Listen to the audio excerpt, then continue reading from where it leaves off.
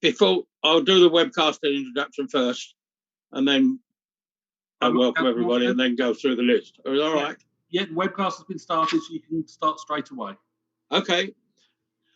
Well, good afternoon, everybody. Welcome to this subcommittee meeting. I would like to remind everyone present that this meeting will be broadcast live to the internet or filmed, and will be capable of repeated viewing or other way used by such third parties.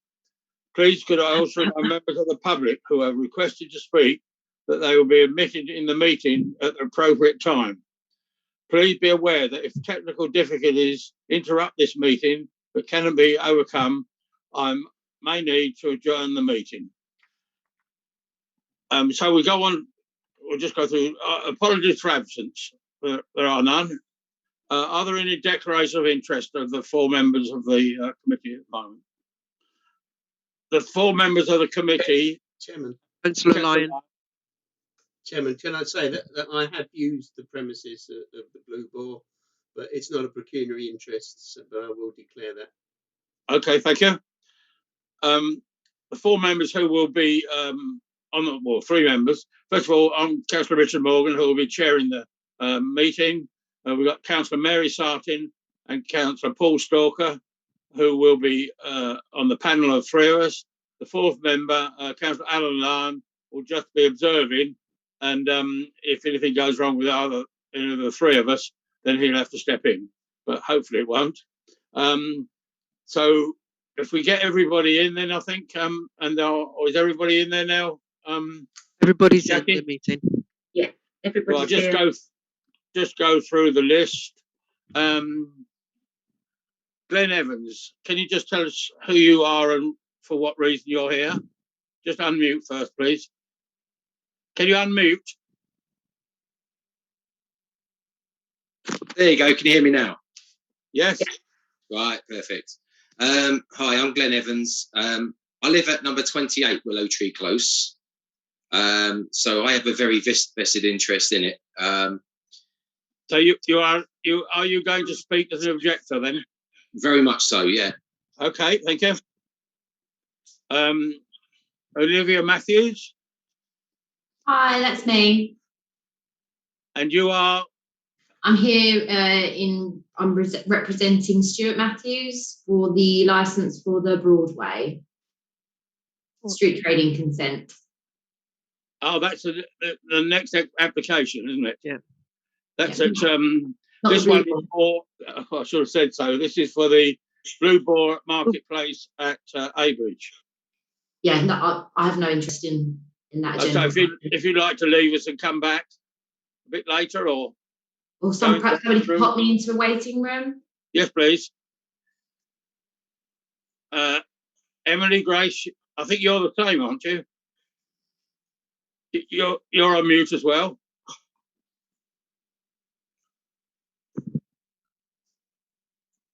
Can you go off a mute, Emily? That's it. Yeah, I am for the Debden Traders.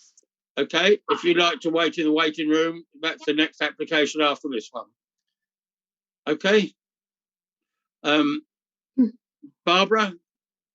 Hello, I'm the barrister instructed on behalf of Blue Boar Limited, and I'm one of the objectors. Okay. As freeholder of the pub. Right.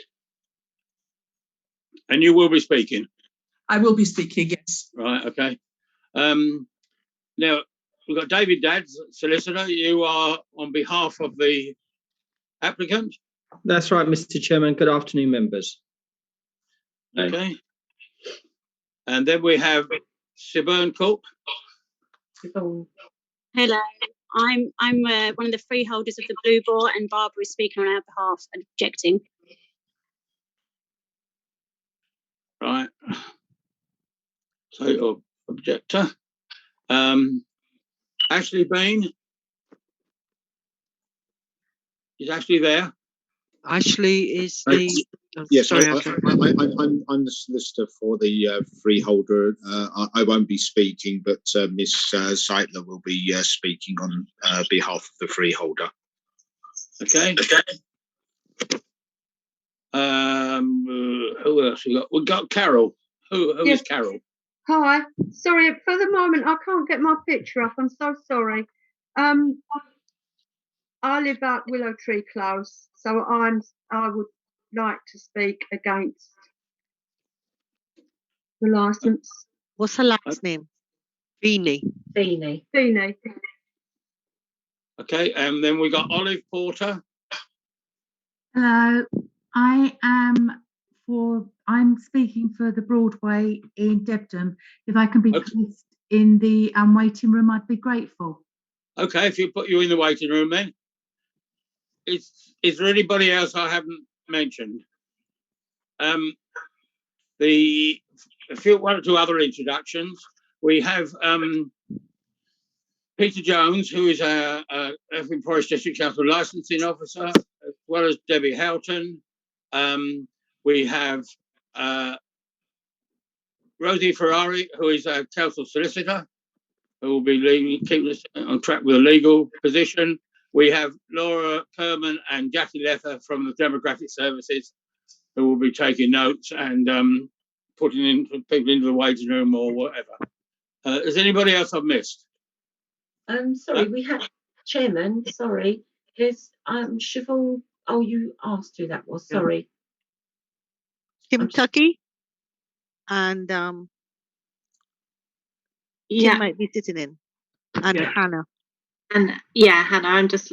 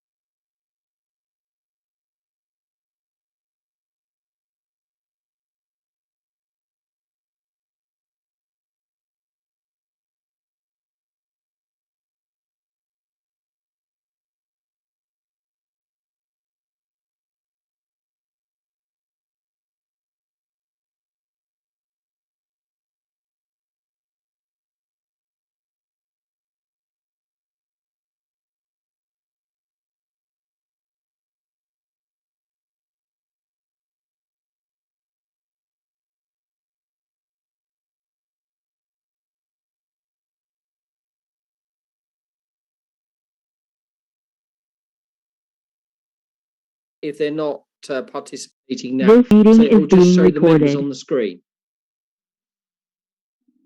Do you want that? We don't normally do this. Because I can't see the members, I can only see you. And I can see a member of the public, Mr. Jones. I'm just trying to Is it- sort of see how I Is can it see you. possible to change your view, Mr. Dad, so that you have a gallery view? In which case you should be able to see up to 27. Depends whether you're on a PC Right. or a Oh, I laptop. see. One moment. I can see everyone now. Sorry, thank you. No, that's all right. Okay. If you'd I'm like to moving put with the- technology. So, good afternoon, members. The application and the papers I assume that you've had in advance and you've read.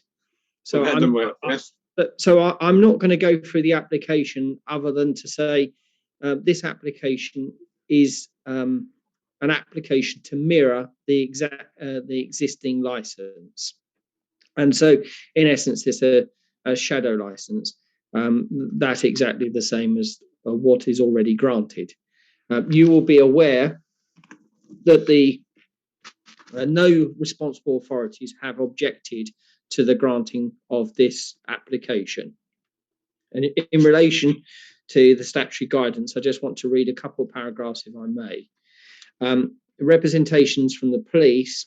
9.12. In their role as a responsible authority, the police are essential sources of advice on information on the impact and potential of licensing objectives, particularly crime disorder objective.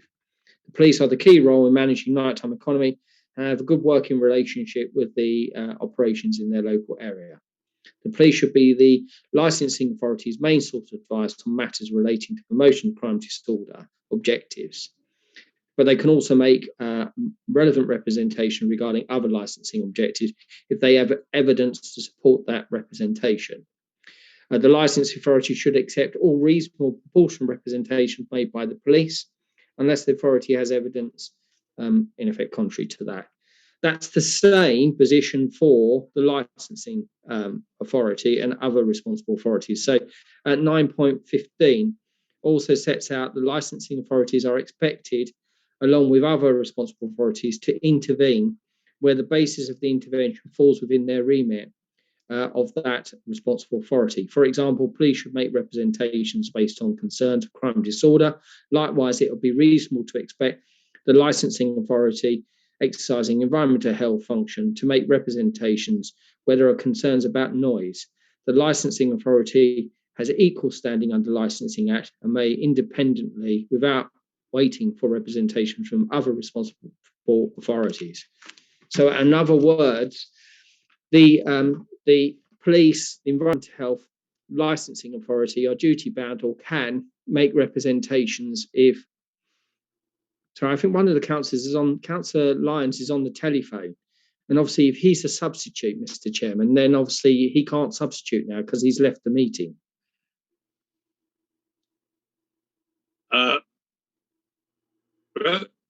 Rosalind Ferrara. That's correct. That's correct. He can no longer be a substitute for this meeting. Okay. So he will just be an he'll- observer. He can be an observer, but nothing else. Okay. Sorry. So, sir, in relation to the points that I'm making is that the responsible authorities, like the police, using the principle Daniel Thwaite case, is that they're duty bound to make a representation. Because they don't, you still have regards to the weight that they haven't made a representation. And I think that's important to know that the environmental health, the licensing authority, and the police do not object to this shadow license. In relation to the landlord, I'll deal with that directly, but I'll be fairly brief because I don't want to get into a tussle with the landlord unnecessarily. But the landlord has written and made representations here and written to me, which I've responded. Proprietary rights are not required in relation to an application. So who owns the land of the building is not relevant and not a matter for you to consider. And I'm sure your legal advisor will agree. It's the licensing objectives that we're looking at, not who has made an application. Though not dissimilar to planning, where that you don't have to have proprietary rights for a planning application, but you have to give notice. There's no such requirements under this statutory scheme. In essence, the fact that the current premise license holder has not consented to the transfer of the license, what you have is the landlord, in effect, holding the premises license, and the tenant potentially at the whim of the landlord, they can have undue influence and pressure. Not suggesting here that it has been any or will be, but clearly they can be. And so it is only right that the tenant can apply for their own license, and which they are doing. It's a shadow license. There's no prejudice to them, but in any event, if there is prejudice, that's separate to the Licensing Act, has nothing to do with this today. So unless they live in the area, have primary evidence regarding any undermining of licensing objectives, I would say that their representation is vexatious, not relevant. But I expect we'll hear from them later. In relation to the residents that are present from the 23 and 24 Willow Tree Close, pretty much the comments that are made about the different directions, sports cars being and parties, we dismiss that and say that that is not the position that we are trading. So Carol referred to Carol earlier on, saying that music played to 2 a.m. would severely affect her. But let me just set out, this is a shadow license. It doesn't mean that we will be operating to those hours. What we're doing at the moment, if in operation terms, is that the style of the business is predominantly food-led, Mr. Chairman. So therefore, we have, just to sort of give you a rough idea, inside 64 seats for the restaurant and food, 62 seats for the terrace area, and on a Sunday we expand the inside area to have an additional 30 seats. So overall, we've got just over 180 covers. So we are food-led predominantly. There is no area for, there's allegations that or suggestions that this is going to be a nightclub, which is not true. And our current operation remains the operation. It's a successful food-led business, and we have no intention to change that. This is just an intention to apply for a shadow license in exactly the same terms it's currently licensed, where no one from the responsible authorities object. Just as a matter of interest, Mr. Chairman, for you, we have 8 chefs.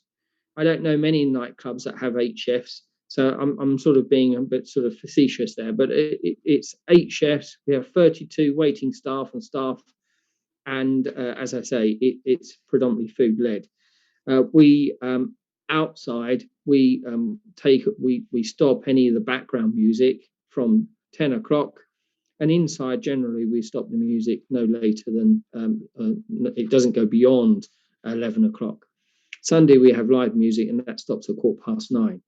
Typically, so you are aware, typically the hours of operation, Monday to Thursday, we are normally closed or finished by 11:30. And on a Friday and Saturday, the latest normally is 12:15. And Sunday, we stop at 10:30. Typically, I would say that the maximum hours we would ever use on the license, Monday to Thursday, is to 12:30. So 12 o'clock for licensable activity, everyone gone by 12:30 normally. And Friday and Saturday, we are there for licensable activity, probably 12:30 the latest, everyone gone by 1. But that, because we do that, doesn't mean that we can't apply for a shadow license on the same terms. So any suggestion of any matters arising outside of those times must relate to another premises. It's not us, because we're not open.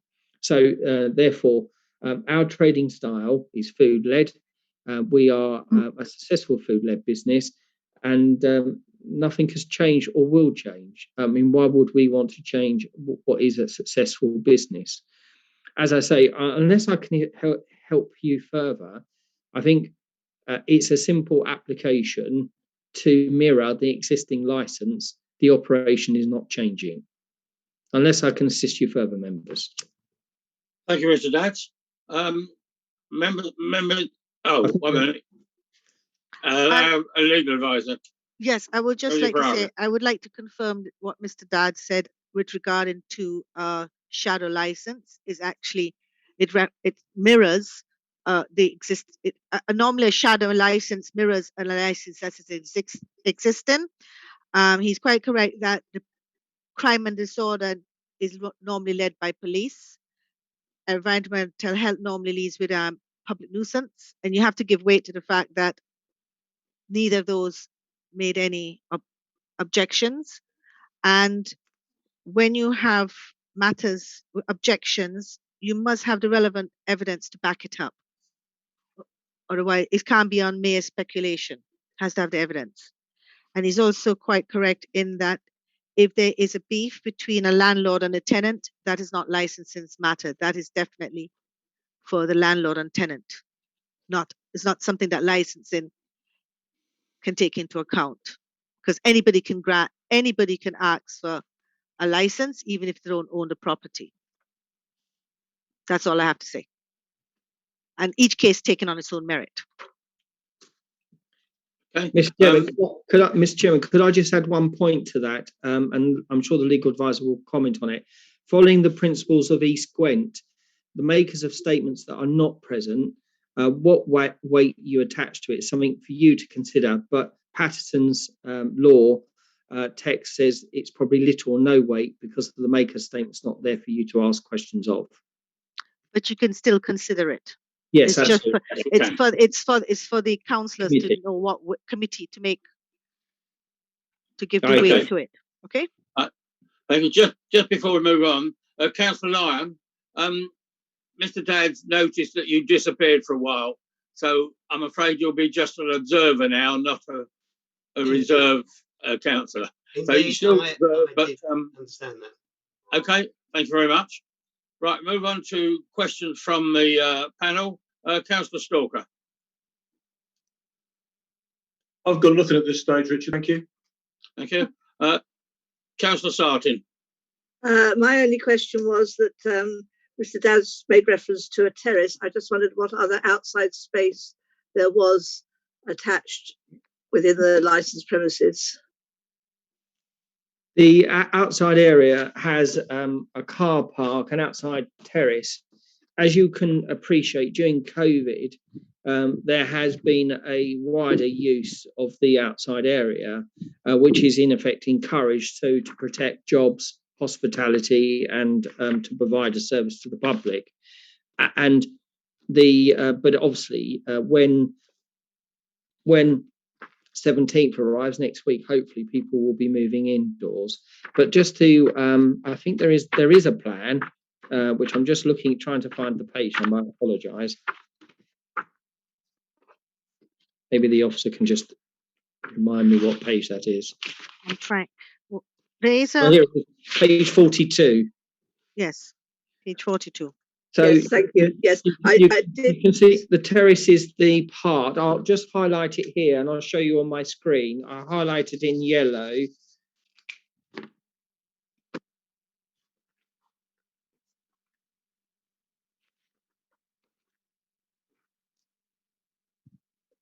Okay. Yes, But there has I been, can see that. but there has been use of the car park area for consumption during COVID. What I would do is I'll just so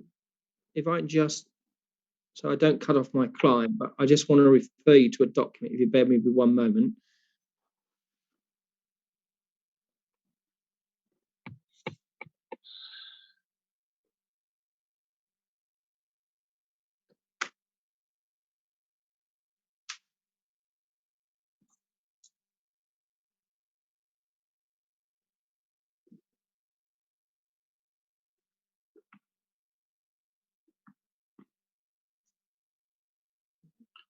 I think you're frozen. No, Mr. no, Oh, sorry. sorry. I was just waiting, rather than making any noises. I tend to just be quiet. But I found the document that I wanted to refer to.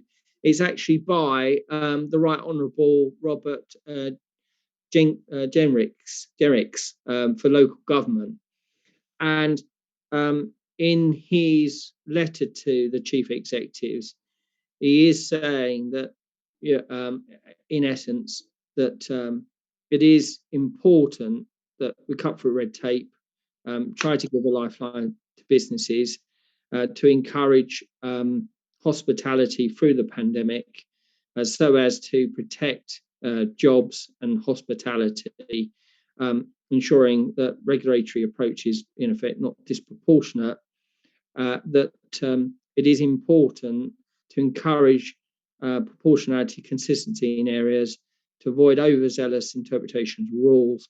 It's in the public interest that local residents can socialise in licensed and controlled environments outside where COVID risks are lower. And it just says to protect and preserve jobs. So, I mean, it has been recognised that, let me just go back to get my client back on the screen. It has been recognised, and that outside areas ought to and should be used if it can be done so safely. And there is that balance to be made. So there has been some use of outside areas that we wouldn't ordinarily use, but hopefully we can get back to normal business once 17th of May has passed, Councillor. So I know that's quite a wide answer, but I've covered that too. I think, thank you for that. What I really was I think we're looking at going forward post-COVID times.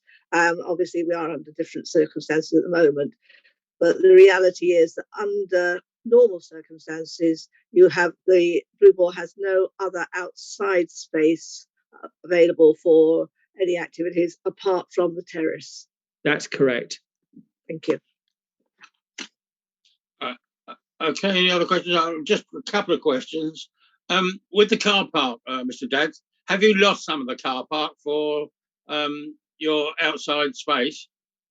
We did have a marquee there, but we took that away, tried to expend because of social distancing. But in essence, going forward, it is only going to be the terrace area, so we won't have lost any car park. So the same car parking will remain. And I don't know if I'm allowed to ask this, but in our bundle, David King is mentioned as owner and to do with the establishment. What is he to do with it now? As I say, I think in relation to the company, I represent the company and its director, and Steve Andrews is my client. In relation to Mr. King does work at the premises, but that's all I need to say in relation to that. There are no objections in relation to my client, Mr. Andrews, the company, or any comments regarding Mr. King. Okay, thank you. Are there any other questions from members of the panel? Right, we'll move on to the objectors. If you just questions at the moment, we'll come to you when you give your observations on why you're objecting, but questions to Mr. Dadds at the moment. We'll start off with Glenn Evans, please. Mr. Evans? Yes. Okay. Just questions. Okay. All right. I'll come back to it afterwards. I'm a bit confused. You got these hours up until particularly the weekend period, up to 2 o'clock, 1 o'clock, 2 o'clock, from Thursday to Sunday, isn't it? Did you say that there will be music played up until until the entirety of that, or will that conclude a lot earlier? Mr. Evans, thank you for your question. This application, in effect, is a technical application. It mirrors exactly what is currently granted. So we are asking for later hours for playing of music. It's exactly the hours that we can play at the moment, should we wish. However, the reality is, as you all know, is that the premises music normally goes off inside by 11, background only, and no music outside after 10. So that's the reality of it. Nothing is changing from an operational point of view. If those hours can remain, but I'm still quite sceptical. They are remaining operationally. The Mr. Andrews has been operating the premises, I think, for 12 years. and he's had the opportunity in 12 years to use those hours, and it's a food-led business. It's not changing. So right, I'd all just I like can to say- I'd just like to say that being so close, the proximity to the pub, I've had, since there was an outside marquee, there's been 2 fights in that short time, and screaming, fighting at night. People running along the street here. Well, if there's a question, I mean, I don't agree with that. There's been no fighting within our restaurant and our premises. I don't know if you're referring to something else outside. There has been, yes, there has. Yeah, I'm aware of 2 incidents. We're just on and one questions was at the moment. with a Hold knife. on. Okay. Can you just, if Mr. Evans is speaking, can you let Mr. Dadds answer? Ask the question. That's right. And vice versa. And once Mr. Evans has finished speaking, then we'll move to the next objector, please. That's it. Thank you. Thank you. Anything else? Any other questions, Mr. Evans? Yeah, it's just the impact of the late opening hours, because unfortunately there's no regard for any of the residents here. People returning to cars, clearly they're quite intoxicated. So there's loud voices, there's screaming, there's laughing, and everything that goes with it. It's disruption, anxiety, and stress for all the residents that's here. The hours are far too late. I mean, it's only a small. You can come village to this later, Mr. area. Evans. We're just answering questions, Mr. Okay. Davis. Now we're moving on. Carol Feeney, you have a question? Yeah, please, if you don't mind. Yes, if as Mr. Dadds keeps reiterating, it's food led, why are they so worried about having music until such time? Because that's not needed if you're food led. That is not needed. Okay. Also, can I just say as well, you said that the car park's in use. The car park isn't in full use because there's still trestle tables and benches out there taking up part of the car park, even though the marquee was taken down. And you've just got one marquee up there. So it's not fully open. Hence, we get everybody parking round here. Okay. Because there's not much room in the car park at the Blue Bell, as you would well know. Do you want to comment on that, Mr. Dadds? It's just Yes, it wasn't really a question. Well, on the first,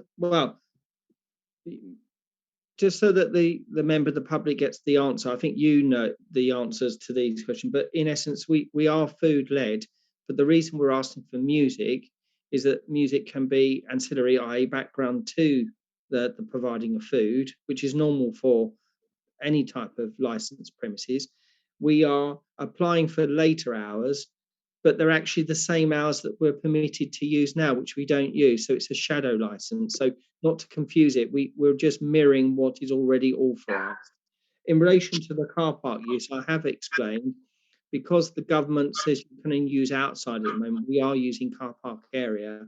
And yes, that is limiting the use. But once we are allowed to go inside, the car park area will revert back to the car park.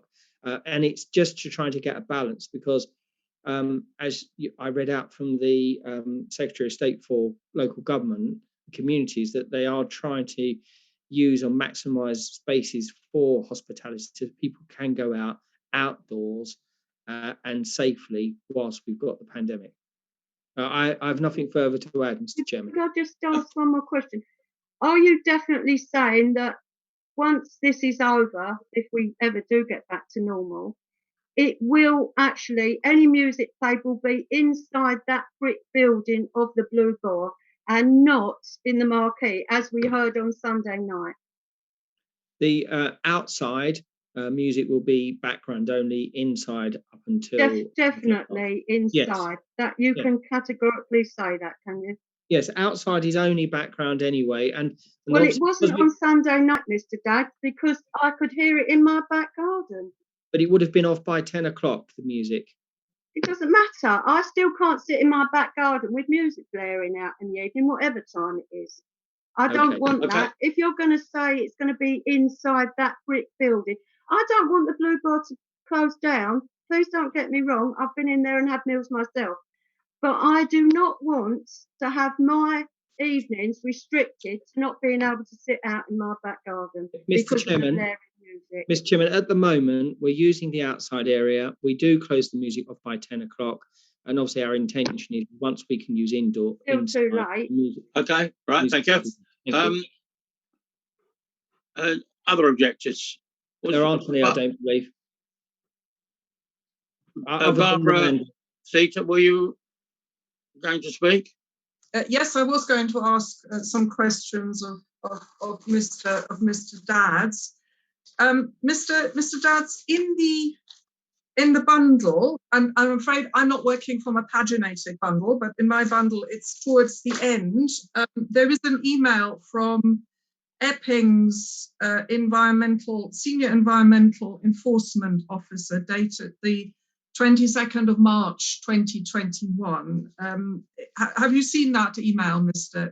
Dadds? It's on page 149 of the bundle. Thank you. I apologise for not having a paginated bundle. Thank you. I have that letter.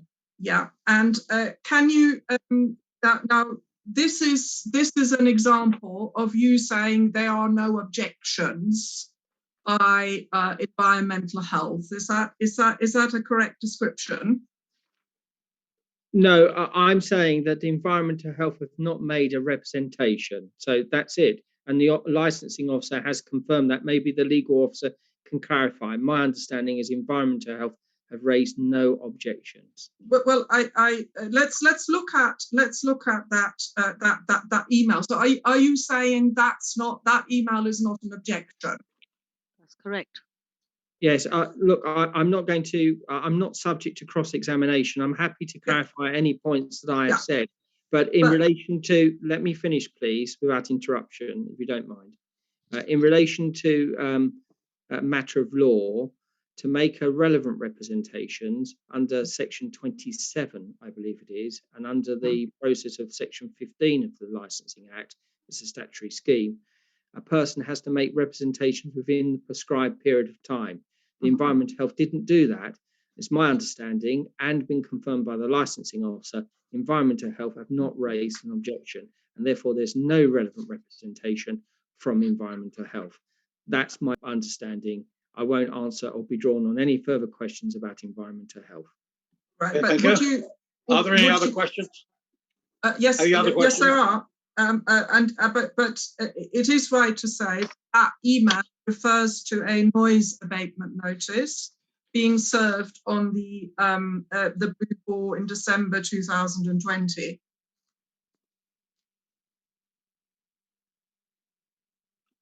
Do you want to answer that, Mr. Dadds?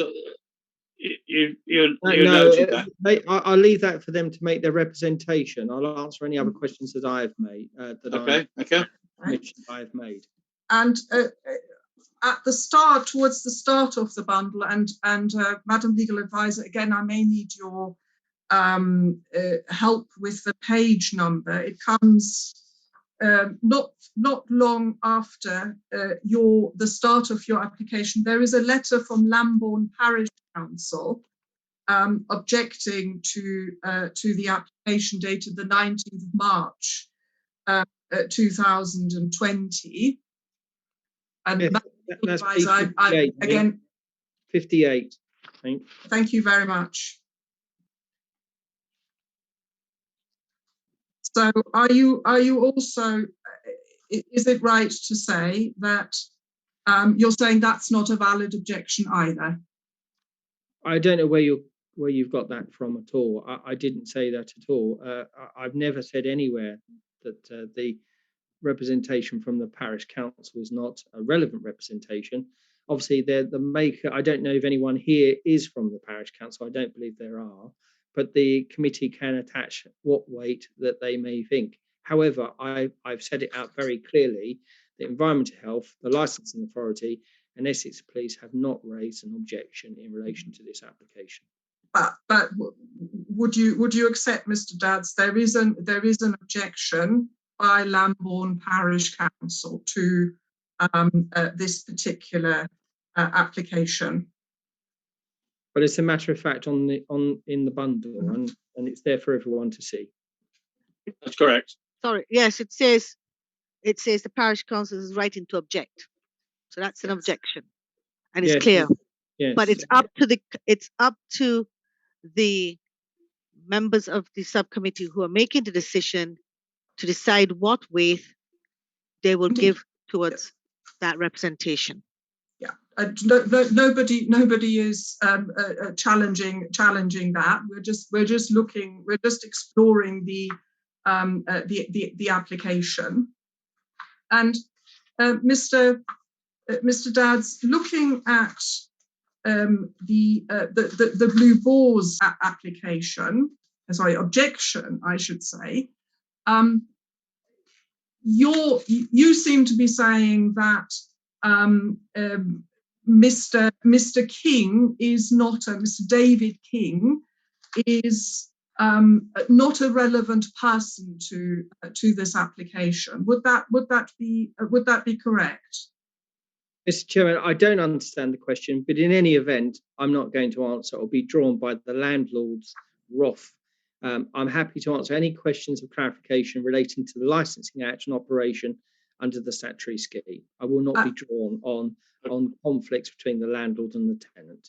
It's not a question of wrath. I simply want some clarification from you. I heard you say earlier, and of course we are all on Zoom, and the sound quality may. I'm not going to be drawn on questions regarding Mr. King. I've written to you regarding that. You've got my letter. I've set out my position in law on behalf of my client. It's not relevant to this application. I'm not going to be drawn on it. That will be the end. I don't have to answer your questions. This is not cross-examination, nor is it a call. I will give you the benefit of answering questions about operation relating to the licensing objectives, but I won't go any further than that. But I'm certainly. Would you accept, Mr. Dadd, and perhaps the panel will accept that I'm entitled to ask you questions on behalf of the landlord. Would you accept that, Mr. Dadd? No, I don't. Actually, it's not cross-examination. It's a discretion of the chairman, and also you may be entitled to ask questions of clarification or cross-examination, but I'm also entitled on behalf of my client to refuse to answer them because I don't believe they're relevant in relation to the Licensing Act and the licensing objectives.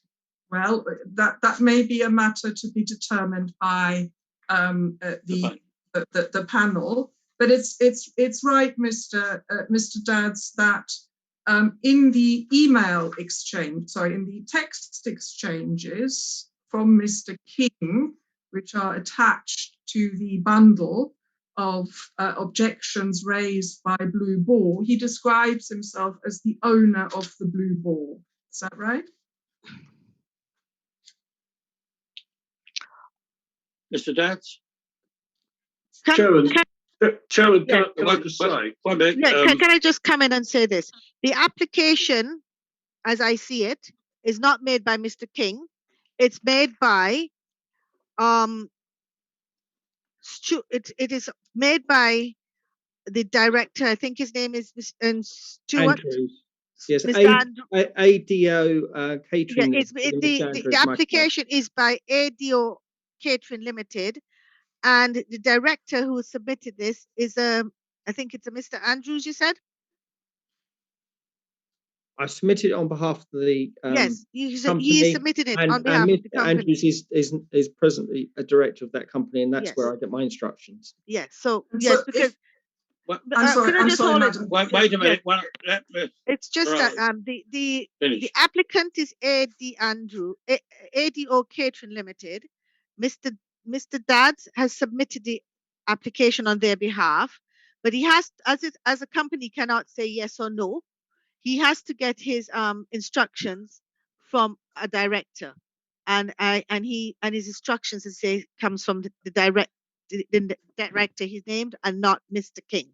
Is that correct, Mr. Dadds? Yes, that's correct. And I've written to the company, the landlord, setting that out in correspondence, dated the 1st of April 2021. And as I say, Mr. Chairman, I don't want to be I want to be helpful, but I don't really want to be drawn on this matter any further. I will refuse to answer questions in that matter. I'm happy to answer questions about the licensing objectives and anything relevant that I see relevant. Okay, I think. Does anyone mind if I intervene? Sorry, Siobhan Cook speaking. Laura? Sorry, Siobhan Cook is also on behalf Cook, of the Blue Ball. I will just pause and let Siobhan Cook speak. Right. Well, Mr. Chairman, sorry, could I ask that that I'm not asked various questions from the barrister, the solicitor, the company. There needs to be some level of control. I'm happy to answer questions about my representation that I've made. I'm not here to be cross-examined by the landlord. I'm not going to do it. I would have to think otherwise. I've tried to wait a minute, Sarah. I've tried to say that there's questions to you on your presentation, and that's what we're going on at the moment. Sarah and Cook, please, could you ask any questions to Mr. Dadds, please? Hello, Mr. Dadds. I just wanted to clear up. There's no, I know you keep referring to a beef between ourselves, the landlords and the tenants. I can assure you there is no beef. Mr. Andrews, your client, that you keep saying Mr. Andrews is your client. Mr. Andrews has been in the premises for 12 years and we have never, ever got involved in any of the licensing, any of the way he runs it, because quite frankly, we've never needed to. The only point I would like to point out is in 12 years of us not needing to get involved. Is this a question, Sue? Yes, it is a question. It is a question.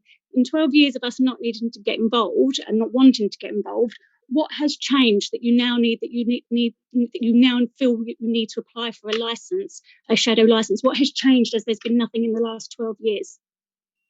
Well, the advice that I give my client is subject to privilege, and so I won't repeat it. They are entitled to apply for a license. Thank you. And thank you for confirming that you had no problems with my client. Thank you. I have no problems with Mr. Andrews and the way he's previously run the premises. I think the problem is the new management, and I think, like I said, the question is why now, after such a long time, such a good long working relationship. And I think the fact that you're not answering is the answer to the question. But thank you very much. It's not, Mr. Chairman. It's because I'm not going to be drawn on it. At the end of the day, I could reverse it and say, why is a landlord getting involved in a tenant's business? But never mind. Right, I think it's time to move on. Councillor, can I just ask another question? Mr. Is it a question? It is a question, but of course I have to take Mr. Dadds to a document. Mr. Dadds, can I take you to the letter that you send to the residents about the Blue Ball application, dated the 18th of March? That is about 2/3 through the bundle. Perhaps, Madam Legal Advisor, if I can be assisted. Is that on the page? Is Mr. Dadds, is that the letter on page 48 of the bundle? It says, dear resident, Blue Ball, new application premise. I'm asking Mr. Dadds. I'm if you sorry. don't mind for the time being. Sorry. Mr. Dadds, the Yes, letter. I've got that letter in front of me. Thank you. Okay. Just if you represent Mr. Andrews and not Mr. King, why does your reference include the letters KIN? Could I say, Mr. Chairman, firstly, I take exception to the suggestion that what I've said is not correct or true. Mr. Andrews is my client.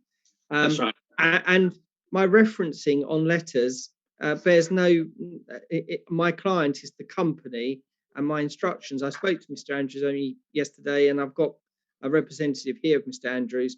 And at the end of the day, I'm not going to be drawn on. No, I quite understand. I think you've done well. Right, we must go back to Councillor Paul Stalker.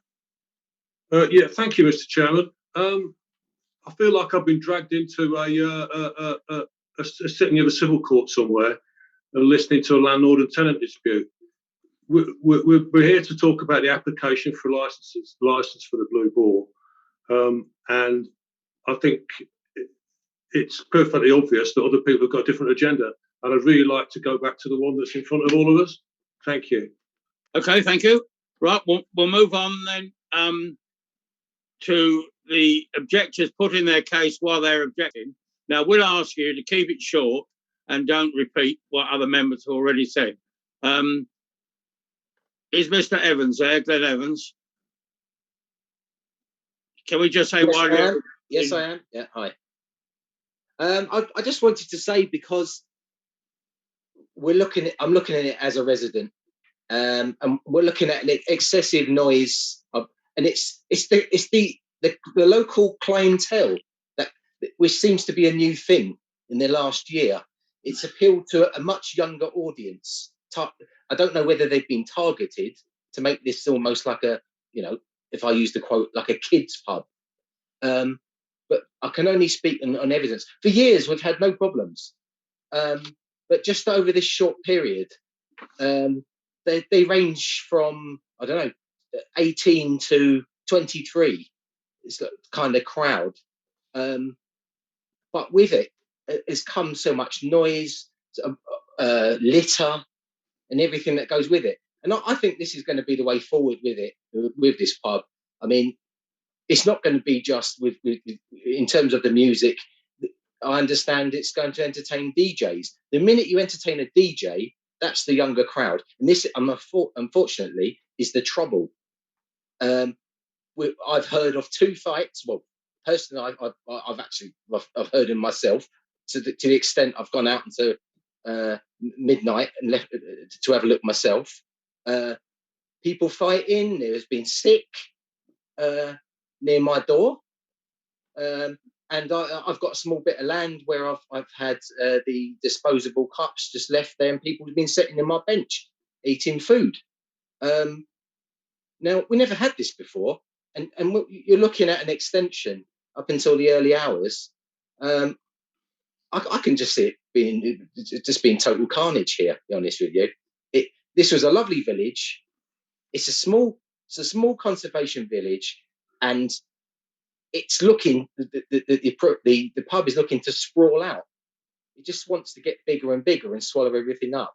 And with it, this is all towards extra profits. And I understand during the lockdown, people have,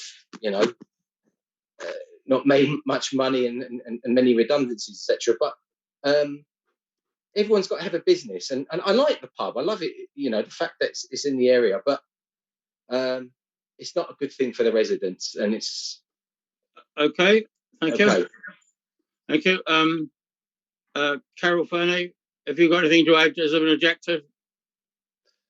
You're on mute at the moment. You're still on mute.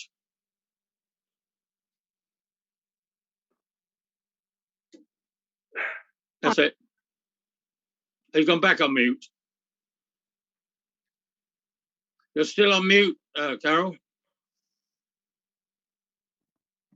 That's it. I'm just agreeing with what Mr. Evans was saying. I live opposite, and we are finding a lot more litter the next day coming from round here.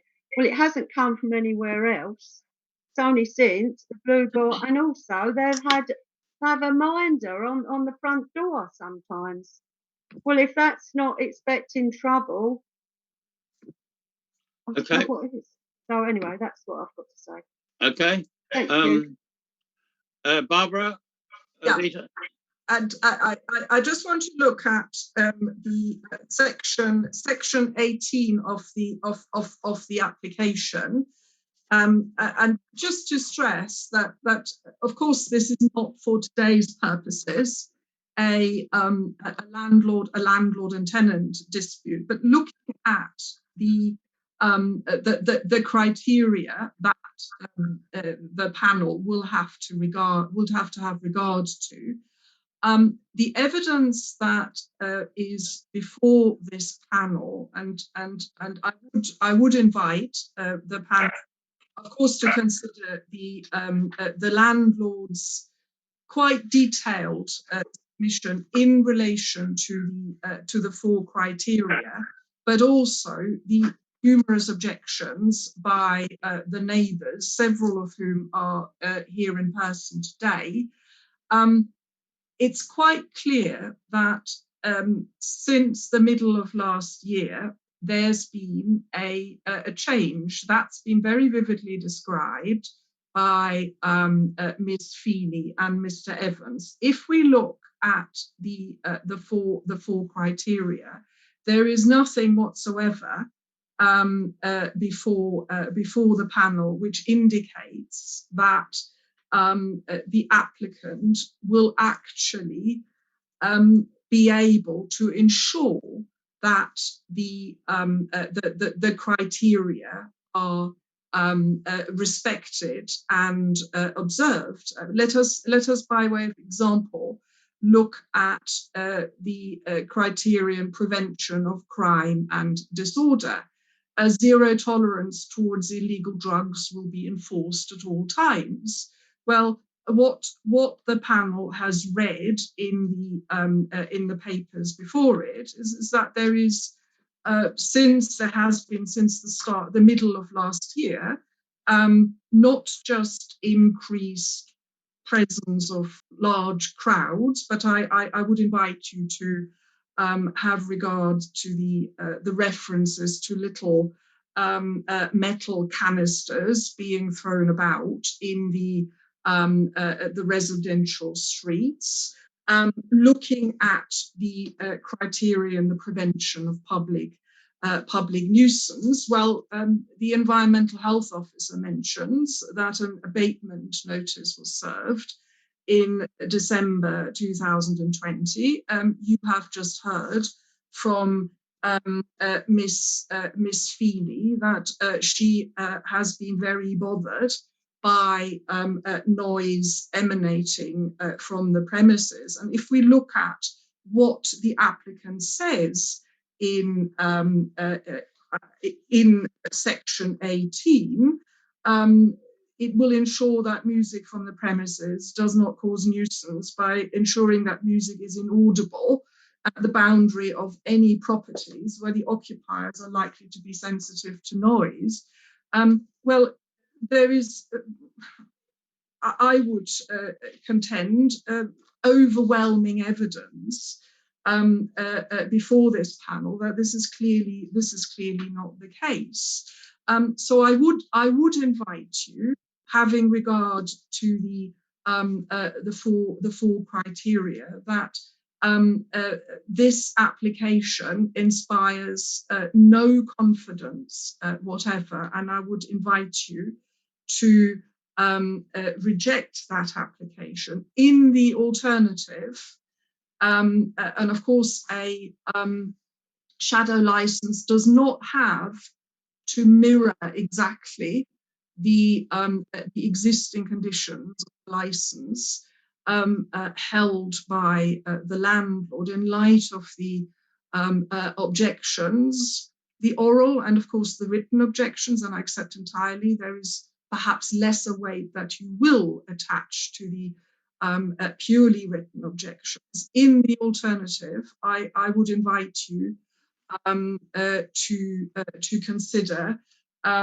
imposing different and more stringent conditions to the existing license, and perhaps that is also where the letter from Lambourne Parish Council, to which I've already referred the panel, comes in and may provide some further evidence or indeed some further support for the imposition of different and stricter licensing conditions.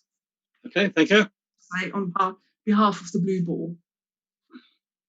Right, I don't think there's any other objections. I think we've covered everything fairly well.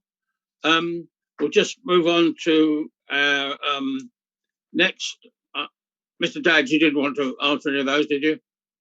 No, I'll respond. You listened to them all right, yeah. Okay. It's now just a chance of any of the objectors that anything new you haven't mentioned.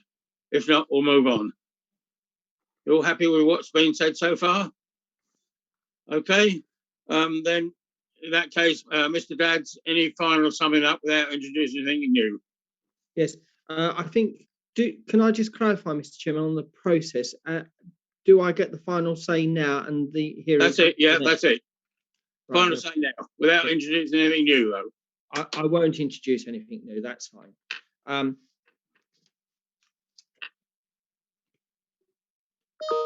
In relation to the two residents, I think there's a concern regarding the application, the hours, but I think there's perhaps a misunderstanding regarding the application as a shadow license. We currently have those hours to operate, and we can choose to operate those if we wish, and we don't. This is a shadow license, so that we don't fall into the grip of the landlord, and we want to make sure we have our own license. You can hear the tone and the questions of the landlord. We don't quite really understand what their approach is and why they're taking the steps they are. But in any event, we are under the control and influence, and potentially going forward, if we don't agree with rent increases and things like that, there could be difficulty ahead. Now, that's not for this committee. So it is right that they can apply for their own license and be free of the landlord and operate their own license, which they should be entitled to do if you believe the licensing objectives will not be undermined. Now, in relation to the residents, they can be assured business as usual, it's food-led. In relation to Mr. Evans about what he sees, I do know that there are other licensed premises nearby. You've got the Sheesh Mesa or other premises nearby. I can say that my client has not had any fights at the premises and that the premises is food-led. In relation to the picking of litter, we always do a litter pick and be assured members we do, and make sure that, most people don't take anything away from our premises. It's food led and there's nothing really for takeaway. But in any event, we do a litter pick, so be assured of that. In relation to the representations from the landlord, which is very unusual, the landlord not wanting his own tenant to have its license and hours, and in fact, they want you to restrict their tenant by more conditions or more onerous conditions. Never heard of such a submission from a landlord. The tenant should be able to have peaceful and quiet enjoyment of their premises and should be free to make an application in accordance with law. The position here is that if Environmental Health actually thought that there was matters arising or further action required in relation to any noise investigation or complaint, they could have and would have joined in and put an objection. They haven't. My understanding from my client, it was a matter arising at the terrace that was resolved. They say something's changed since last March. I wonder what that could be nationally for all of us since last March. Well, with a national pandemic, there has been a change of hospitality and there has been an increased use of outside. But hopefully that will change very shortly. People are adapting. There has been learning along the way of outside areas, but it has changed. We've adapted and we do manage the outside. Music is off by 10 o'clock and we manage the outside. Yes, there's an extension of the car park area, the use of that, because we can't use the inside to the same capacity, and at the moment not at all. But what we're trying to preserve is, one, the business, the hospitality, preserve jobs and the business for the future. And it's being encouraged that, got to strike a balance. And I believe the balance has been struck. And the reason why I say that balance has been struck is because the police don't object, Environmental Health, licensing, or any other statutory authority. And on that basis, I say, based on the evidence presently before you, and that, as my learned friend says, you'll place lesser weight on those representations where the maker of the statement is not present, and where the police haven't made an objection, and Environmental Health, you'll put appropriate weight to that too and take that into account following the principles of Daniel Thwaite. There's no information before you that says that there will be an undermining licensing objectives, in my opinion. There's no primary evidence or witness statements, and therefore you can grant, in essence, the same license as it currently has and can operate. And I ask that a license is granted as applied for. Unless I can assist you further, those are the closing submissions on behalf of the company. Okay, thank you, Mr. Dadds. Have our officers any comments or questions? If not, no, we'll stop the webcast. I'm so sorry. Just a factual correction. No, we've finished actually now. Thank you. We'll if you can stop the webcast and put everybody else in the waiting room except the 3 members on the panel, please. Dads, we want. I'm worried about you all. Yeah, and Peter. And Kim. And Hannah.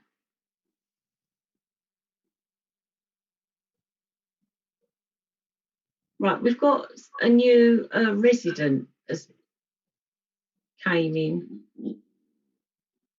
Jo Fouracre. Shall I let her in?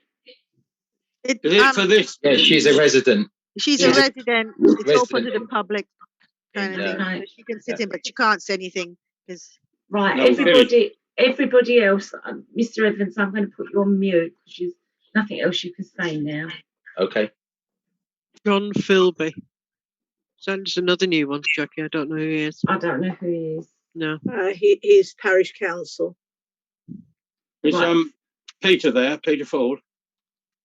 No. Thorns. Oh, Peter Peter Jones. Jones. Peter Ford. Jones, Peter yes, I'm Jones, here. you're there, aren't you? I'm here, yes. Okay. Everybody here who need me? We Yes. just don't know who John Philby is. He's Lambourne Parish Council. Oh, so I'll let him in then. Yeah. Sorry. Right. Okay. Right. Well, thank you everybody for waiting. It's been a very lot to consider for this application. The Licensing Subcommittee decision sheet for an application for a premises license under the Licenses Act 2003. Premises license for the Blue Boar Public House, Abridge, RM4 1UA. We consider that the application satisfies the necessary requirements in order to be considered, as it is on the prescribed form. It has been advertised and relevant notifications given. We are grateful to all the parties for the presentation to us this afternoon. We have taken these and the written material submitted to us into account. We have considered what is appropriate to promote the 4 licensing objectives and the relevant parts of the Council's licensing policy and the Home Office guidance. During our deliberations, in private session, our advisory officers gave us clarification on the nature of a shadow license and the deregulation of amplified music. The decision of this subcommittee was the application for a premises license in respect of the Blue Boar Marketplace, Abridge, be granted subject to the following conditions. The conditions which are consistent with the operating schedule, which we consider are reasonable and proportionate and will not undermine the licensing objectives. We are also attaching the mandatory conditions contained in sections 12 to 21 of the Licensing Act 2003. The applicants and the objectors are reminded of the right of appeal to the Magistrates' Court within 21 days of this written notification. Signed by me, Councillor Richard Morgan. I think that concludes the this application. Thank you everybody for attendance. And now if we can clear the screen and go on to our next application, please. Thank you, members. Good afternoon. Good afternoon.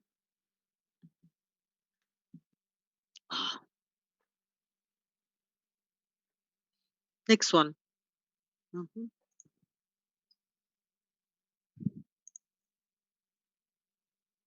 Hold on, we've got some people still in here.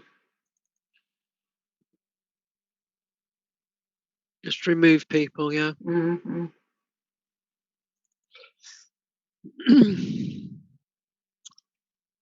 Oh, if I get paperwork. Okay, we've lost Are ready to admit the next application for the next application?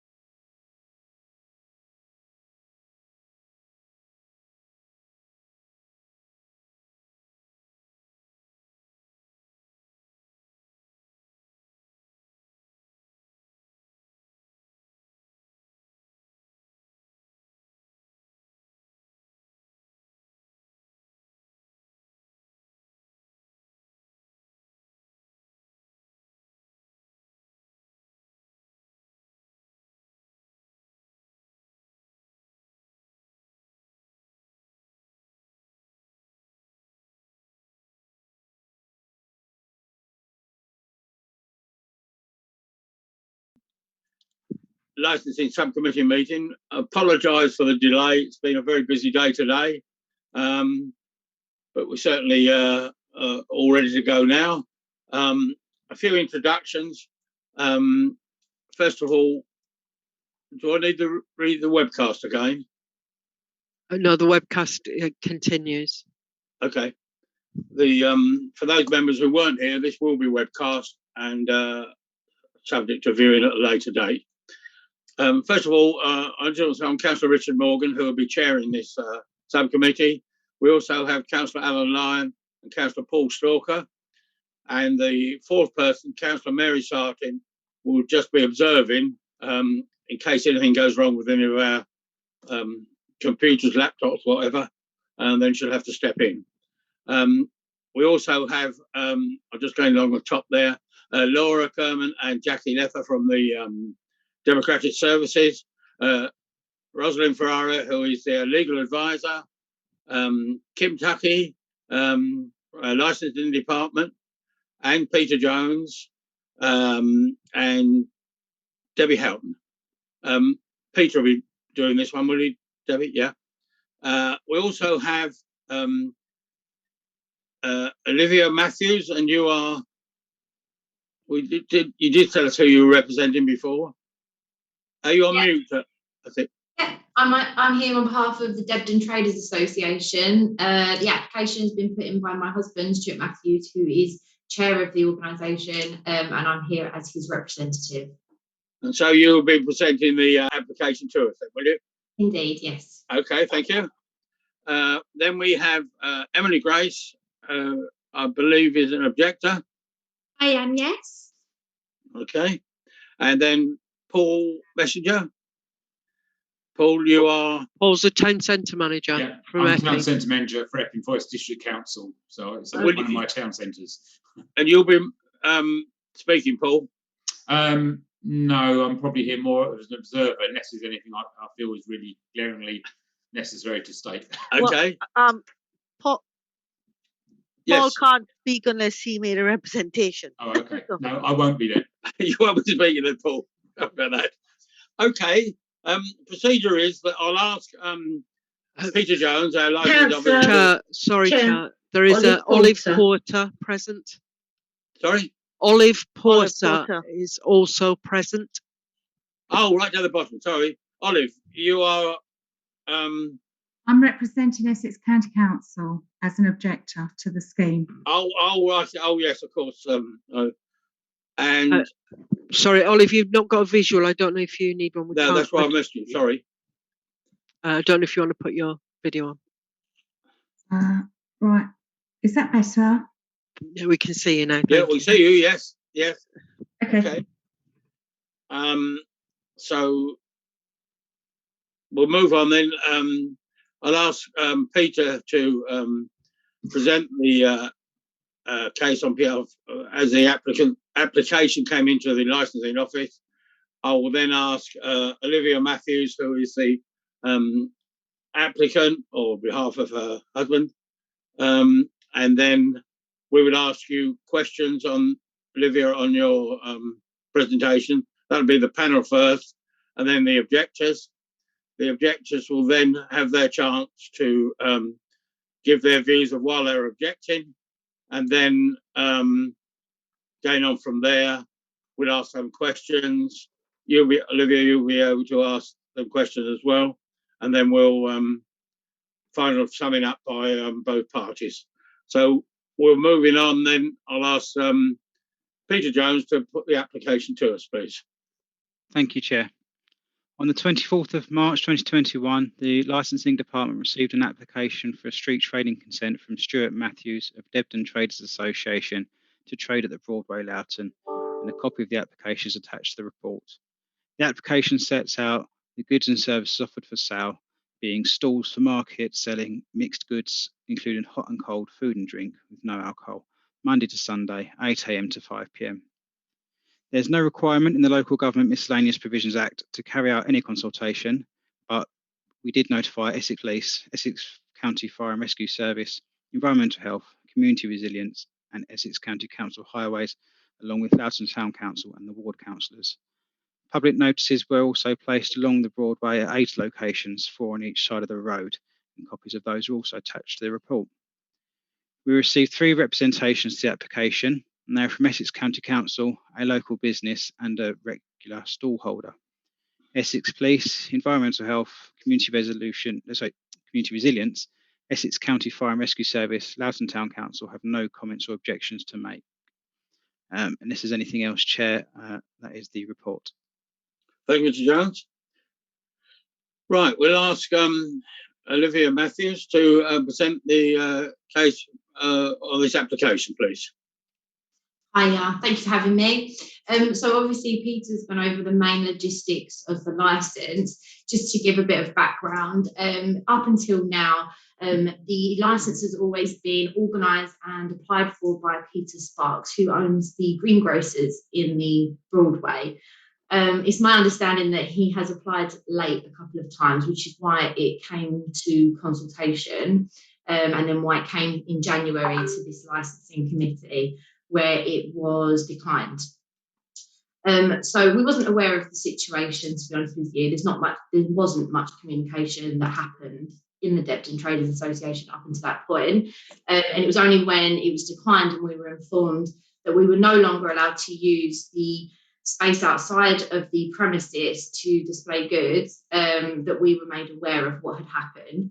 At that point, Peter was very happy to hand over the management of the group, and thankfully after some discussions with the council, they agreed to relook at this application so that we could come and put our case forward. So I thank you again for seeing us, because I know that you've already had this conversation in January.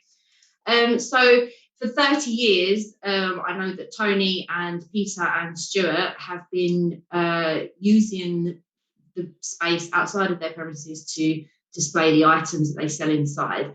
It's typical on high streets, Essex, throughout the country, that you'll see this in these kinds of businesses, so sort of like pound shops, hardware stores, and greengrocers. We've never had any issues. There's never been any safety issues. Never had any near misses. We have a safety book in our shop. I know that Peter has the same. I didn't get to ask Tony, but I know that we do. We've never had complaints, accidents, any claim on our public liability insurance. There's never been a safety issue. So that's the one side of the application. The other side of the application is so that we can run and have the freedom to house market stall trades along the Broadway, which has happened for many, many years, and it is a real tradition among the Broadway to have market traders. Obviously, throughout the last year, it's been a bit hit and miss. We started off the year with some market traders, but it sort of dwindled. And then when we had the issue with the license, which I think began back in October, I'm not entirely sure of the date, sorry, it sort of diminished. And we're basically waiting to finally find out what we can do. And we're really hoping to revive market, not so much market days, but the ability for market traders to sort of come on the days that suit them, so that we're not restricted to certain days of the week. The reason behind that is because, unfortunately, the Broadway at present is not very appealing to market traders. So that is one of our intentions, is to make sure that we can attract them, keep them there, and make the market what it once was years ago. So there is two aspects of the application, and both of those are there. Obviously, like you said, Peter, we've had no objections from Essex Police. We've no objections from Environmental Health. Environmental Health have visited all of the shops on various occasions. That was thanks to Emily for sort of flagging that there might be some safety issues during COVID. I think there was 3 inspections, all of them. There was no further action, and they were happy with what they saw.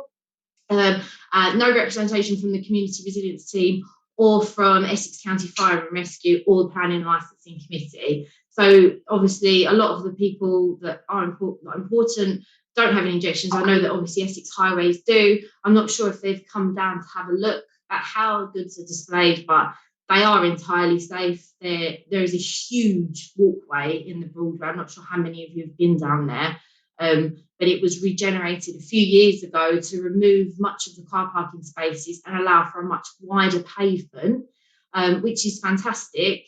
Not for us, but just for residents, and especially in time for COVID, so that there was more space for passerbys.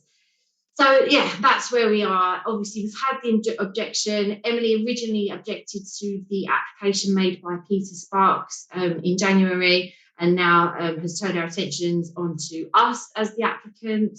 And we're happy to address any of the concerns that she has or any other objectors. But I just feel like, as tradition, it's going on for 30 years, and I understand that Ms. Porter has said that just because it's been happening for many years doesn't make it right. I agree with you, but I don't believe that your objections are valid in terms of saying that it's unsafe, etc. Because, like I said, it's been happening for years, it's happening up and down the country, and we've never had any issues. Okay, right, thank you very much. Olive Porter, you are, as a county councillor, are you objecting to the application? I am objecting to some of the application, yes. Right. Would you like to ask questions to Olivia Matthews? Just questions at the moment, and then we'll go on to why you're objecting. No, I've got no questions for Olivia. Okay, thank you. All right, Emily Grace, you are an objector. Just questions at the moment, Emily, please. No questions at all. Right, thank you. Right, members of the panel. I should have gone to you first, but Councillor Stalker. No, I haven't got any questions. It all seems quite straightforward. Thank you. And Councillor Sartin. Councillor Sartin is on the Sorry, panel. Councillor Lyon. I'm happy with what I've heard so far. Sorry? I'm happy with what I've heard so far. Okay. Questions. I've got a couple of questions, Olivia. First of all, when you display items outside your shop, it's your own, outside your own shop and your own items, isn't it? Indeed, yeah. During so COVID, you wouldn't be displaying anything else in front of anybody else's shop? No. But I believe that there are some pictures with our with some of our displays spanning. We've got the dry cleaners on one side, and the motor spares shop on the other side. Those photos were taken during COVID when both of those premises were shut. My husband has a good working relationship with the owners of those premises, and they were more than happy for us to do so, and we had verbal confirmation from them. But apart from that, no, it's always just in front of our shop premises. Yeah. Okay. And how many members have you got? How many traders have you membership? Oh, I think 15. Sorry, Peter, I did send you a list. Sorry, I don't know if you've got it there, Peter Jones. Councillor Moore, if you give me 2 seconds, I'll give you the full number. Well, Peter's there. Have you got it, Peter? Yeah, or no? I'm just going to pull it up. It is on. Sorry, Peter, didn't mean to put you on the spot. That's all right.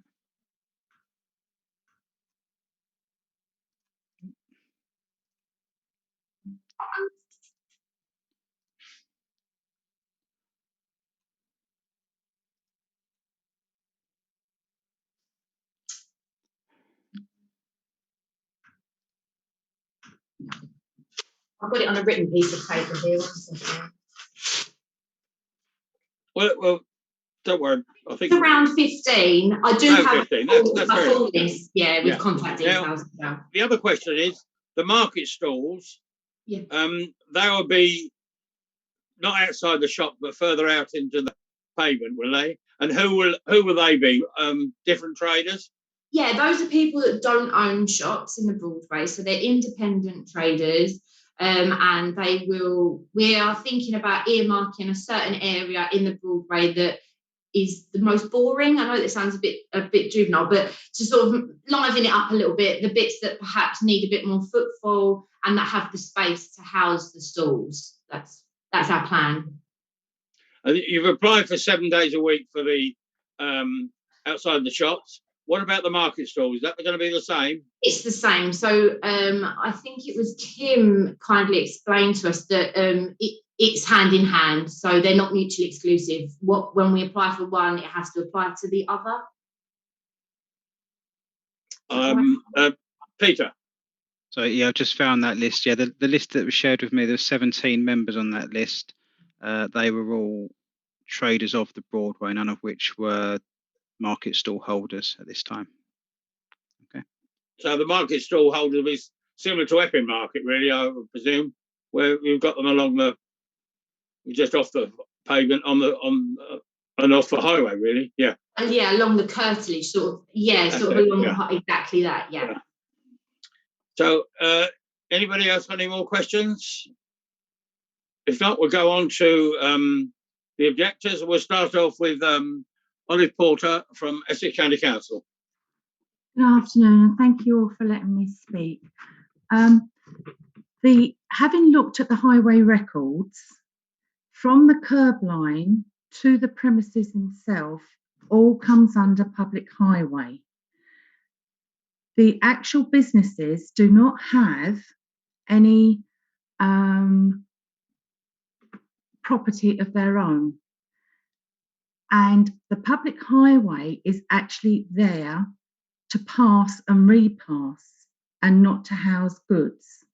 Now, I appreciate that it might have been going on for 30 years.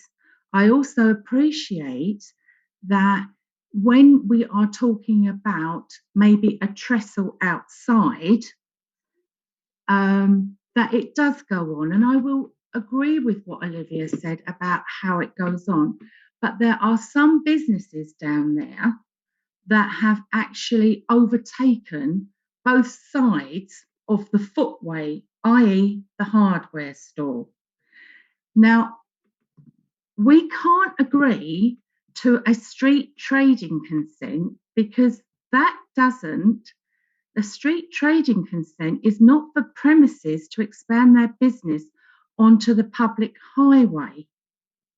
That is the reason we've had to object, because the street trading licence isn't necessarily the correct licence. With regards to market stalls, I actually put in my objection, if there was a charter to hold a market along this stretch of public highway, businesses could have market stalls opposite or in the vicinity of their business. However, that would be dependent on the footway width. Now, if market stalls can load and unload and not have trip areas, I haven't got an objection to that. What we object to is the businesses taking over the footway, and at this moment in time, COVID is dictating that the footway should be as wide as possible. Nor am I objecting to people having a table and chair licence put out on the public highway either. But it's got to be understood that under a street trading consent, I can't agree to the businesses expanding onto the public highway. And the other problem that I have got is that they've asked from 8 o'clock till 5 o'clock. Now, I would have said some of those businesses open before 8 and close after 5. And if that's the case, and they have got goods on the public highway, they're not going to be able to put the goods into the businesses and still remain open. I think that's about it from me. Okay, thank you very much for that. No problem. Have we any questions from members of the panel first? Councillor Stalker? No, I don't think so, thank you. And also Councillor Alan Lyon, any questions to Ollie Porter, Essex County Council? Yeah, have you got any evidence or any complaints from any residents in the area on your particular points? I've got no evidence except for what is written in highway law. I've got no evidence of anything else. I'm not trying to work against the businesses, and I appreciate that, but they've got to appreciate that they are putting their goods on the public highway, and some people have expanded to such a degree they've ruined it for the others that haven't. Can I just add a follow-up? So is this a principal objection rather than... No, it's not a principal objection. It's just that we've been asked a question to support street trading. And okay, Olivia, I see your hand. Just to Olive, if they did put out and put out their goods on the pavement, would the Essex County Council take action against them then? there is a possibility that that might happen, yeah, because you can't use the street trading licence to do that. Yeah. Olivia, you wanted to answer that question, did you, or speak about what Ollie Porter had said? Yeah, just a quick question. Just to ask why there was no objection made to the earlier January application and how this has come to your attention now? I did object to the January one. I've always objected to this. Okay. Why was your objection not in the January paper? I don't know. I'm not able to answer that. But, sorry. Fair enough. That's okay. Okay. Well, thank you. We'll now move on to the other objector, Emily Grace. If you'd like to, we've seen your letter in our bundle. If you'd like to briefly say why you're objecting to this application. Yes, so I am objecting to the application because first and foremost, the reason that I objected in the January one was because my business is being affected by one of the stalls. Now, if they're allowed to be put out 7 days a week, I'm paying rent, I'm paying overheads for someone to have a market stall licence at a much cheaper rate. Now, when the outcome of the last one happened, it was agreed to 2 days, which I was fine with. 2 days for a market. It attracts interest on them days, so people that don't live in the area and people further afield would find a reason to come into Debden because they'll think, oh, there's them stalls there. But what is going on at the moment is shopkeepers are putting the goods that they easily sell inside of their shop and under their awning is then just sprawled all over the pavement, which, I mean, is dangerous, firstly, for people who are wheelchair users for people who may have prams, because some things aren't displayed on trestles. Some things are displayed on the floor. Now, people like myself who have no problems sort of with walking back, forth, people in a wheelchair, people with a pram might not always see them. So that's one of the problems that I'm having. And one of the other ones is that, as I said, it's meant to bring interest in, and the markets at the moment, with all of the goods that are there, is not bringing interest. And any other ones, so Epping, North Weald, they're not 7 days a week. They are sort of 1, 2, some farmers market are twice a week, twice a month. So why is it going to be agreed that it is going to be 7 days a week as opposed to just 1, 2? Because businesses like myself are being affected. And 1 or 2 days I was fine with when it was agreed last time, but going back to 7, I really don't think it's fair. Okay, thank you very much. Councillor Stalker, have you a question for Emily Grace? No, I've not got any questions, thank you. And Councillor Lyon? Yeah, I'm just. Okay. Oh, sorry. Yeah, Emily, you wanted to say that? Yeah, can I just say that in the 8 years that I have worked in Debden, there has never been a proper and an actual market. They've only ever had sort of 2, 3 stalls for the market. It's never, apart from that, it's only ever been the shopkeepers putting their stuff out. Okay. Can I add something then?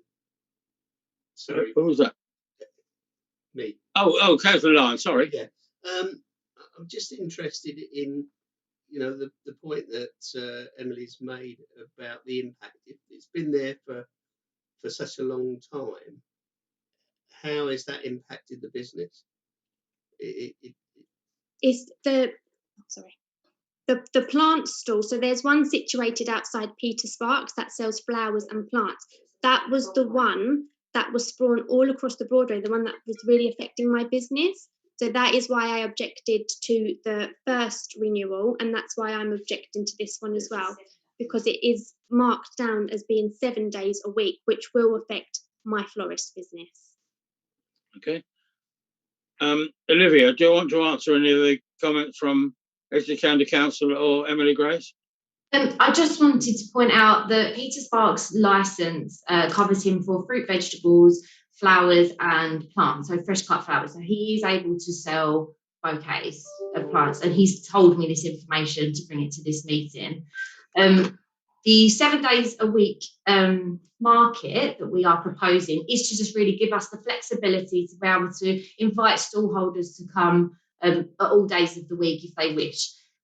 So twofold to this answer is whether this licence gets agreed or not, Peter will continue to sell plants and fresh cut flowers, and they will be outside his shop legally in the curtailage that they are allowed. So I know that they are allowed underneath their canopy, and that is what will continue. And then in terms of the stall holders, we completely agree. We do not want to have any stalls there that are competing with businesses, are taken away from businesses. And that is why we have rejuvenated the Debden Traders Association. We have a WhatsApp group, and then the eventual plan is that once the market's in place, everybody on that Traders Association will be able to agree or object against a stallholder joining the Broadway. And we have invited every shop in the Broadway to join that. And I've put the transcript from that WhatsApp, so I know that Emily alleged said that we were using it as a petition to go against council, but you've seen the written communication in that WhatsApp in your papers that show that's clearly not the case. Okay, before I come to you, Emily, Kim Tuckey. Can I just add something here for clarity?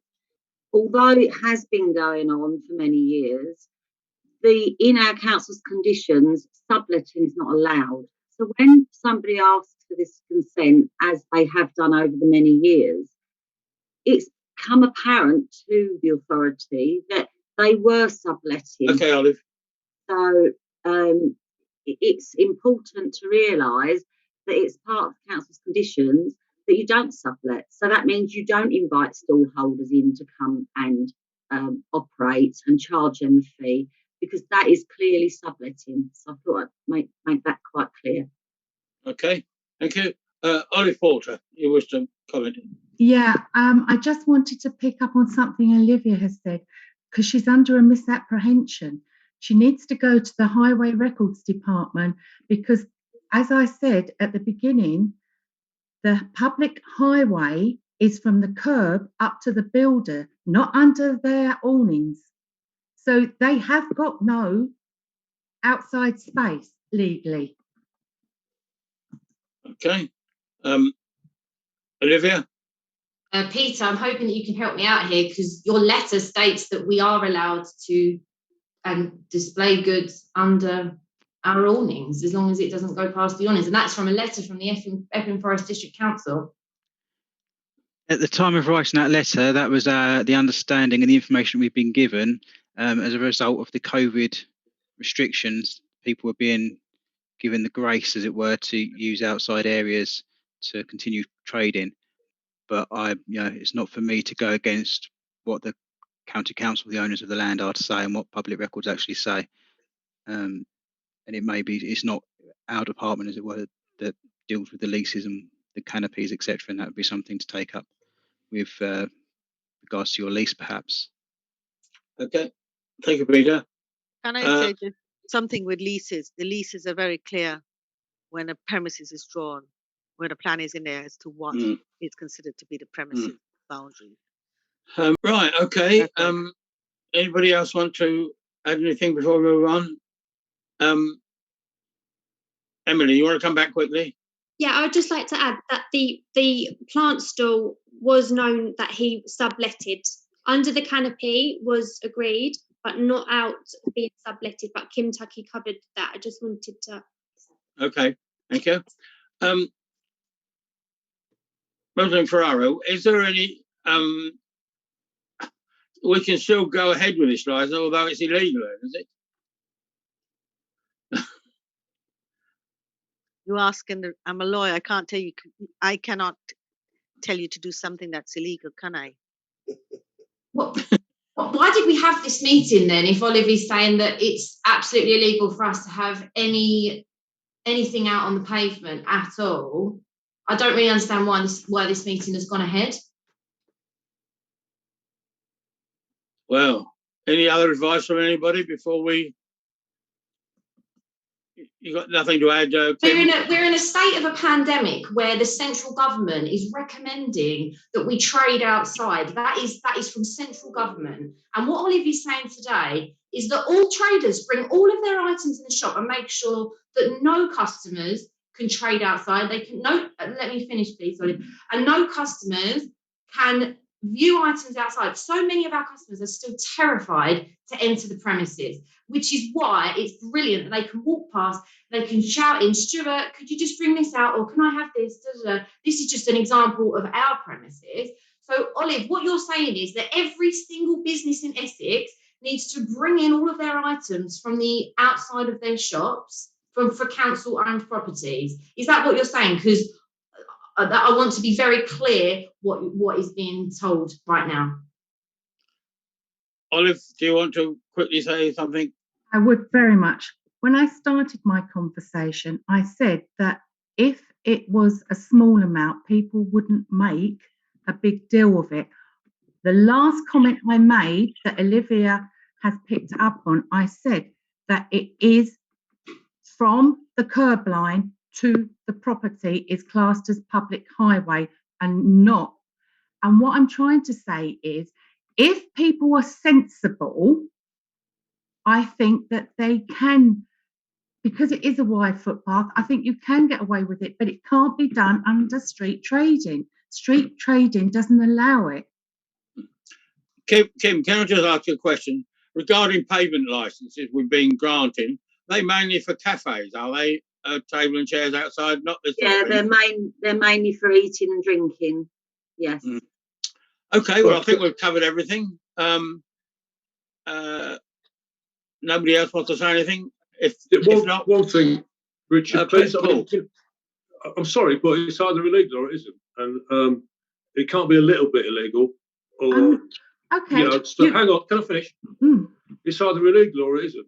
So we can't be told that nothing can go on there, but then a little bit can, as long as nobody complains about it. It's either permitted or it's not. We can't have a degree of how the law is enforced. A street trading licence can't be given for businesses to expand on the public highway. The public highway is there to pass and repass. We all know that, but it is accepted in a majority of areas as long as it is a limited amount that people do put things out onto the highway. Yes, tables and chairs have licenses and Kim looks after them, but there are A-boards that goes out, etc., etc. And if people hadn't been greedy and taken the mickey and made trip areas and things like that, I don't think this would have come to pass. But everybody wants now to go out further and further under a street trading licence, which I can't agree to. I think we're kind of straight into opinion a bit there, Richard, but I've not got anything else to say, thanks. Okay. Right. Richard, can I come in on here? Oh, yes. I mean, I think that there's the confusion that I am in at the moment is we've got Epping Forest who are licensing tables and chairs on the public highway, on the footway, for legitimate restaurant type businesses. So they're taking right. Yeah, we are. Yeah, and then we've got Essex County Council saying it can't be legal. So we've got a question mark as to what is legal and what isn't. And under the COVID regulations, whether it is flexibility or not, I don't understand it, or whether there's a legal requirement to enable it to be done. But at the moment, we've got this dilemma that on one particular, if you put a table and chair and put a plant on it, is that okay? Or can't you do that? So I think we're stuck with one. Okay, Rosie. One legitimate version and one other. So I don't really know where we are. No. Can I just maybe try and clarify it, and Kim Please can tell do. me if I'm wrong? Pavement licenses are different. It's what the government say you can grant. So do not get it mixed up with a street trading consent.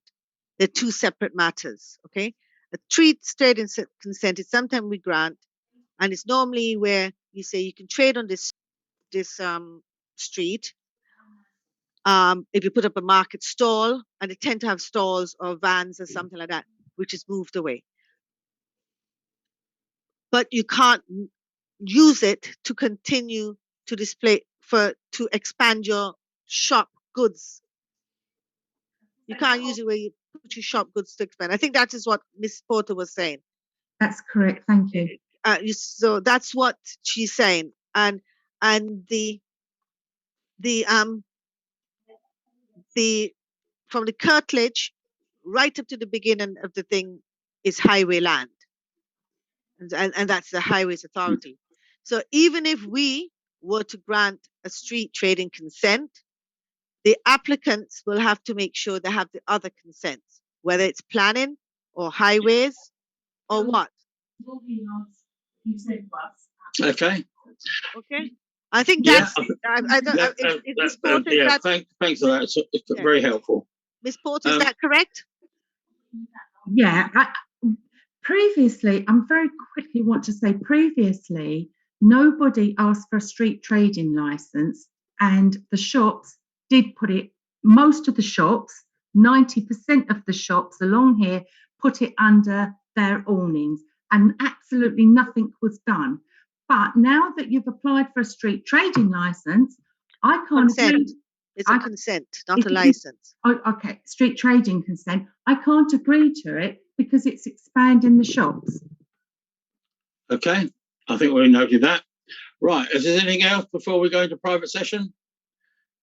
If Olivia, quickly, have you got anything else to add?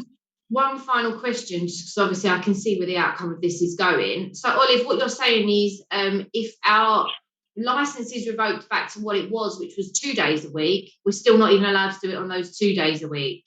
I think you're getting mixed up with a market and what you're putting outside your shop. There should never ever. I've agreed to markets along there for a couple of days a week. I've never said no as long as they don't block the highways up. I've got that in writing what I've done previously.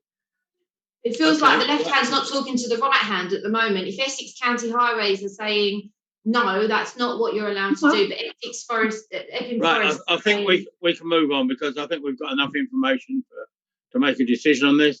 Unless there's any other questions from officers or members of the panel, we'll if you can stop the webcast and the recording has stopped. This meeting the recording has stopped.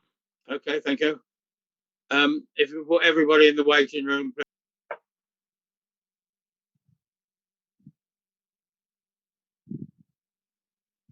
Oh, where is there? Is everybody back? Yeah. Mm-hmm. I was gonna say good afternoon, everybody, but I ought to say good evening. Sorry to keep you all waiting. A very difficult decision to make, and I'll give you our decision. The licensing subcommittee decision sheet for an application for a new street trading consent over Local Government Miscellaneous Provisions Act 1982. The applicant was the Debden Traders Association. This application has been treated on its own merits, and this subcommittee has taken into decision based upon the merits of the application, the relevant representations received. During our deliberations in private session, our advisory officers gave us the following advice: historical information about the market. Markets which have a charter are different to street trading consents. A street trading consent cannot be used as an extension of a shop. The decision of this subcommittee is that the consent shall not be granted. I will outline the reason for this decision of the subcommittee.